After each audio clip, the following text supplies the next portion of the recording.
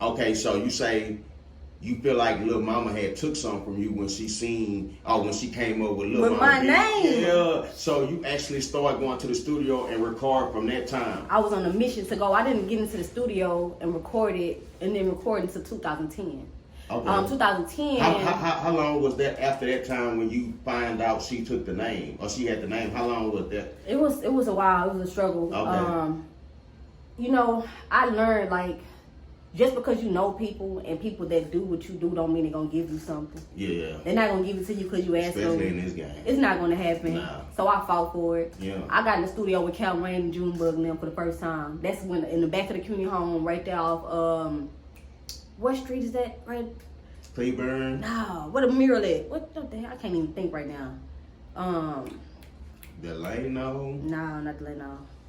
I don't know. What the hell? Why I can't think about it? What street? What we just shot the video at? I know, I can't think. I can't think about it. I don't know what the hell. But anyway, right there on the back street, you know what I'm saying? We was over there. We had like a little wooden house. I don't know who built it.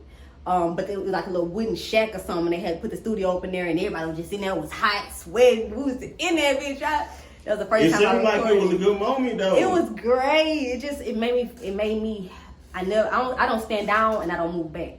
So ever since then I claimed it. At first I wasn't saying I was a rapper. I just knew how to rap. Yeah. Then At that moment when all that transpired, you claimed it from there. And then I'm assuming after that is when you actually started putting in the footwork to actually go do a project. that's when I started. No, that's when I started putting the footwork in. But before I started putting the footwork in, I had to find out what to do. What you mean? Like, explain that. When I say breaking into something or doing something, you like I said before, people not gonna give it to you just because you know them, just because you might be right on the side of them. They're not gonna give it to you. I had to watch, and I had to learn what other people that was doing what I wanted to do. What did they do? Where are they? I'm right here in smack dab in the middle of the hood, and it's surrounded by studios. And I don't know. I can't get into none of them because that studio a trap. I'm not going to nobody trap. This and that. My uncle not letting me over there. You know, it's not like that. So I had to find my own way before I even knew how to put footwork in. First, I had to find out the importance of an actual song and like a structure. Me, I was just into poetry, so I was just running shit because I can rap. I ain't gonna lie, let me step backward. You kind of taking me fast, but let me step back real quick. Poetry, like when did you start doing that, and do that help you actually write your raps? I've always done poetry. That's when I found out I had a way with words. Like when I was telling you I was in the house with Miss Kenya going to the studio with her. It was just poetry at first. It was spoken word because I didn't always have beats. I had to find out how to get beats. You know, we didn't have. I don't think we had YouTube and all that or whatever. No. You know what I'm saying? So I don't think the internet was popping during that period. So it was just I didn't have beats. And then when I did do a beat, I rapped over another song, like somebody that's already rapping. Like we all did that. Yeah. So that's how it was. That's kind of how the poetry transpired. It was just me and my heart putting out and rhyming and laying it down. So I ain't gonna lie. Do you think that being the fact that you was kind of surrounded with a lot of people that had access Windburn. And then it was right there. Yes, I don't know why the fuck it was not okay, but yeah, I'm sorry about that. No, it's fine. Do you think being the fact you had a lot of access to a lot of people that had access to a lot of things, but you couldn't move? Do you think in hindsight that kind of helped you kind of learn like the business, so to speak? Definitely to this day. Definitely to this day. Let's say they would have accepted you and took you in. Do you think you would have been more like spoon-fed, or some people think that you're supposed to hold their hand in this shit. You know what I'm saying? Like, I definitely would have been spoon-fed. And when it's nothing good about being spoiled and having something given to you. I'm glad I had to fight for what I have. I would rather a person to hold their nuts on me rather than hold my hand. I don't want you holding my hand. I feel like something. No, for real. Hold up nuts on me. Make me fight for that. Because that's what I'm used to. I'm used to that type of aggression. I'm used to that type of, like you gotta fight. Okay. I don't want it if it's easy. Okay, so let me ask you this before we get into that. What type of music you would say you do? I heard you say like you want the type of aggression. Do you do trap type music, gangster music? Like, what would you feel like your music fall under? I feel like those are two things my music are not. I don't make trap music because I'm not a trap girl. Okay. I don't make gangster music because I'm not a gangster. Okay. I'm from the hood, but I wasn't in the streets. Okay. That's me. Like, I was in the streets, but I'm not a street girl. So, you know what I mean? So, it was like, my music is more like I said, I was a dancer. Okay. So, dance is your good music either going to make you cry, make you happy, want to dance, or make you connect in a way. You know what I'm saying? Right. I feel like I make music that's going to connect with you regardless on what level. I make dancing music for the strippers, for the, you know what I'm saying, for the dancers. I make music for children, you know what I'm saying, music without curse words, like going in. I make music that, like me, like I said, I'm not a smoker. I've tried it before, but I don't smoke. It's not for me. I like to sip Chardonnay. I like to drink from time to time, and that's what I do when I want to get on my level. So I have music about that. Most people are like, yeah, I'm smoking big. No.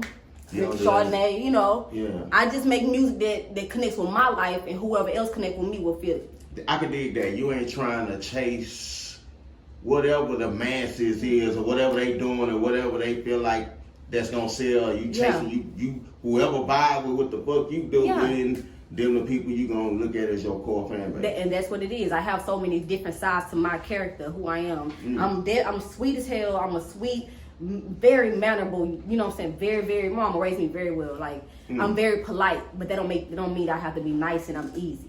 Those are two things I'm not, if I don't want to be. Nice or easy, you're going to have a hard time with me. And then on the other side, I'm very aggressive.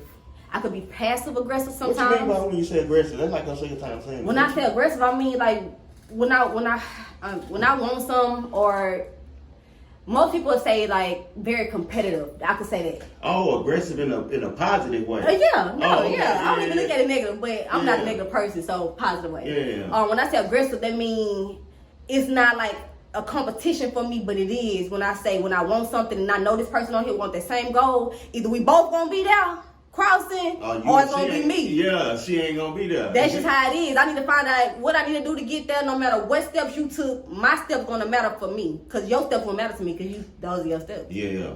Okay, so boom, you in high school. When did you record the first project? Was it after high school though? Man, see, this is crazy. Yeah, it was after high school. My first project I recorded on my own. It was called Classy Thuggin'. Okay, hold on. What you mean? Hold on.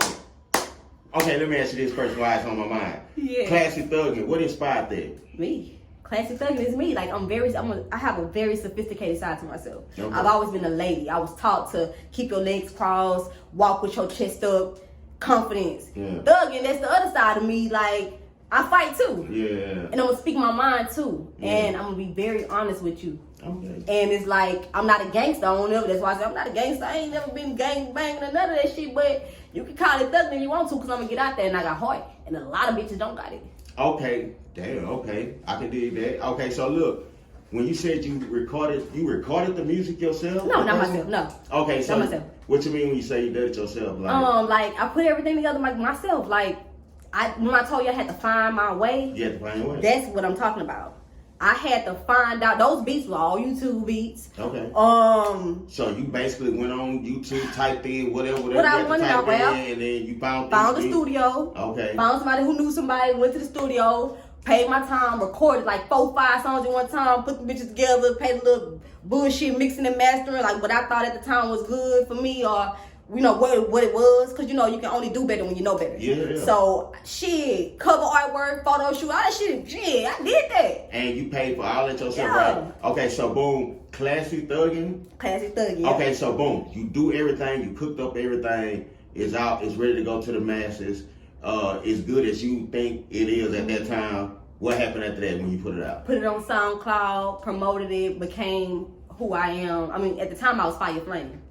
That was my name. It was an acronym that stands for Forever Young and Abound. Because I am an abundant person, and to be abundant, that means you're plentiful.